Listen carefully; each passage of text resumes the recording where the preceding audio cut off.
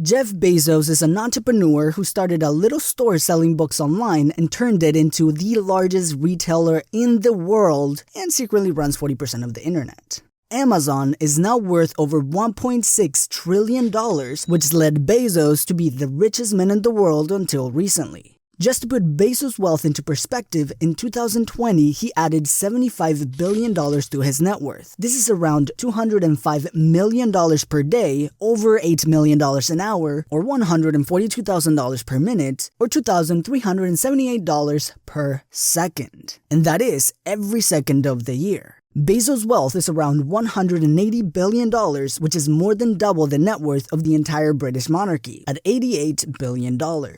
So here are Jeff Bezos' rules for success. Number 1, limit your regrets.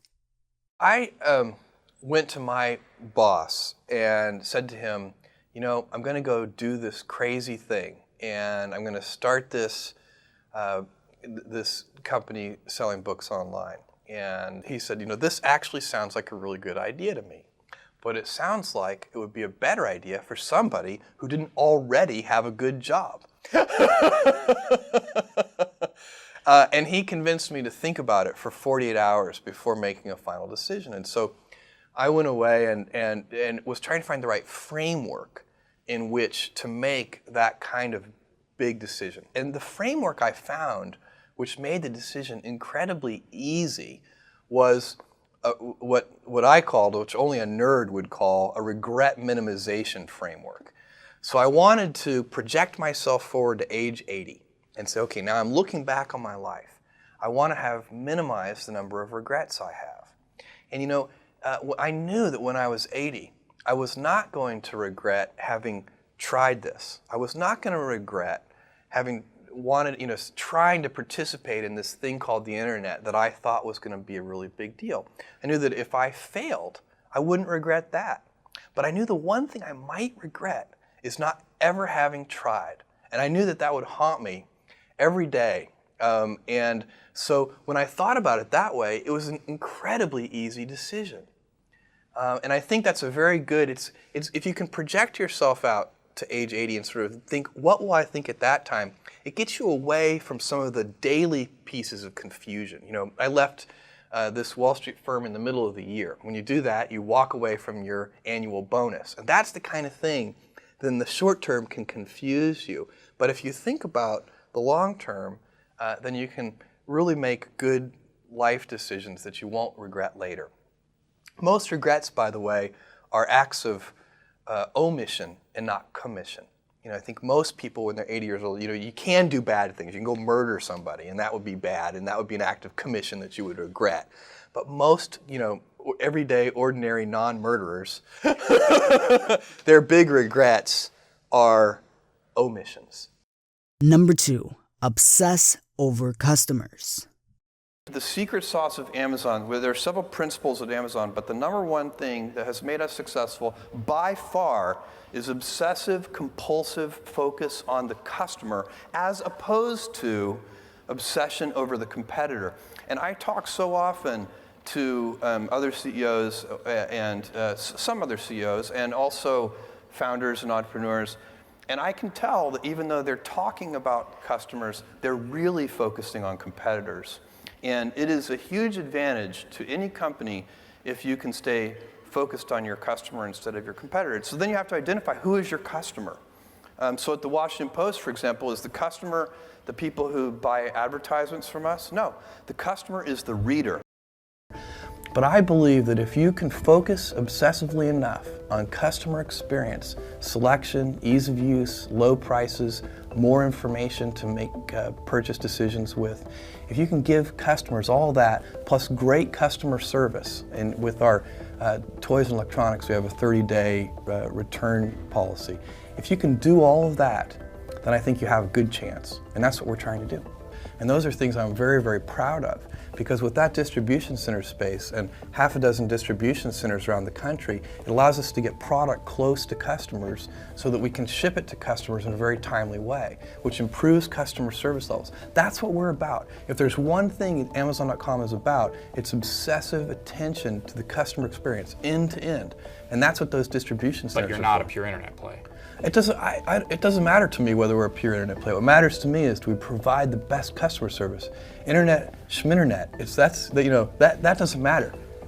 Well, but it does matter to your investors to know whether they're investing in a company that No, they should be investing in a company that obsesses over customer experience. In the long term, there is never any misalignment between customer interests and shareholder interests. Well, that's the same argument that somebody at Walmart would make as well, wouldn't they?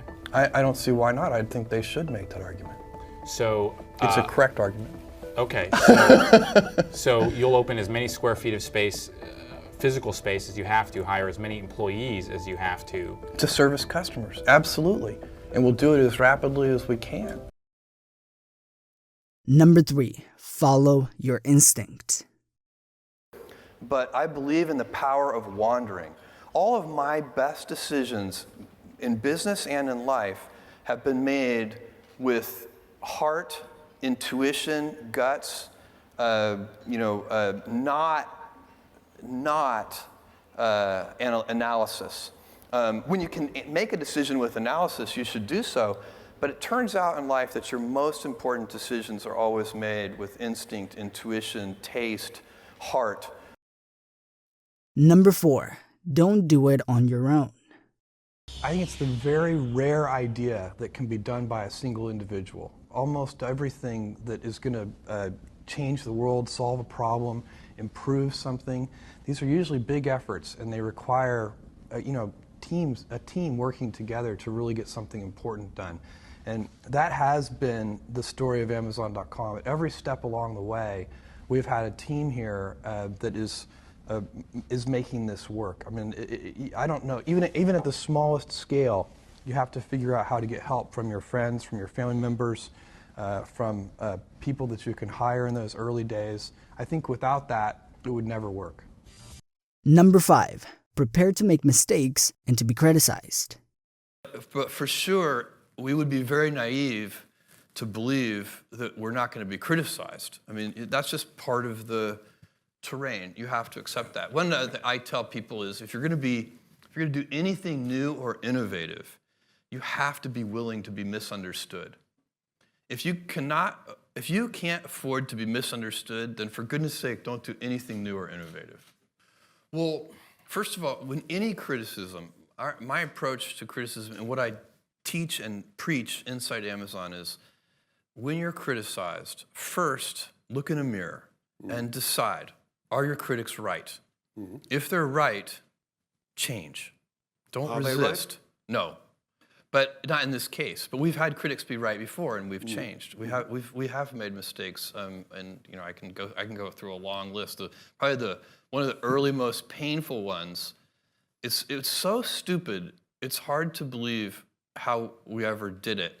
But early on with the Kindle, maybe the first year of the Kindle or the second year of the Kindle, we had accidentally, illegally sold.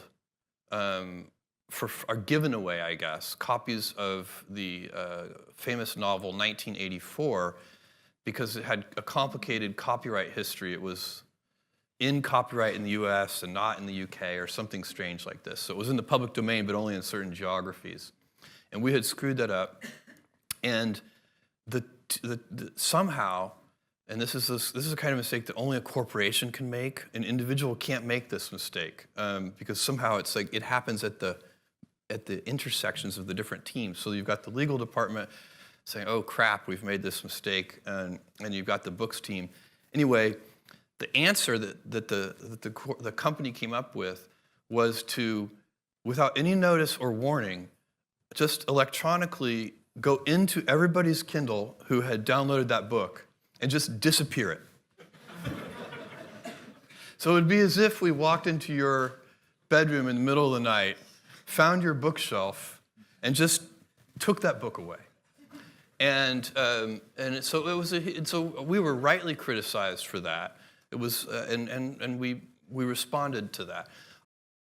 Number 6. Focus on what's important. Now, I've heard a lot about your desk. It's a door with 4x4s. Come on. What? I mean, you can afford a better desk than that.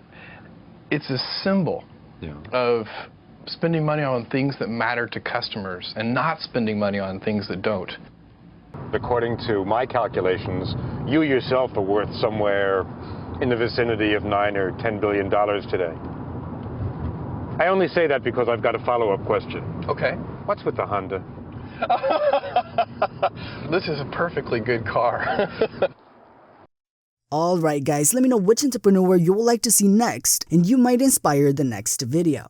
If you like this video, make sure to give it a thumbs up and subscribe to be notified when we upload new videos.